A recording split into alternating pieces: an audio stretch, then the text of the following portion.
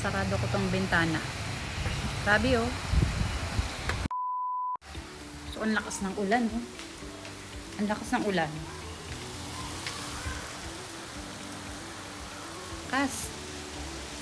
Pero maaga pa lang. Alas 2 ng hapon. Ganyan na ang panahon. Ang lakas ng ulan. Sarado ko tong bintana. Grabe oh. Kas. Tapos oh. Grabe, bukas pa pala ang bintana dito. Ang layo. Lakas. Kaya mag-ingat kayo lagi. Grabe, lakas ng ulan dito. Oh, eto. Ito yung kwarto nung isang matanda. Lakas ng ulan, oh. Ingat kayo palagi, ah.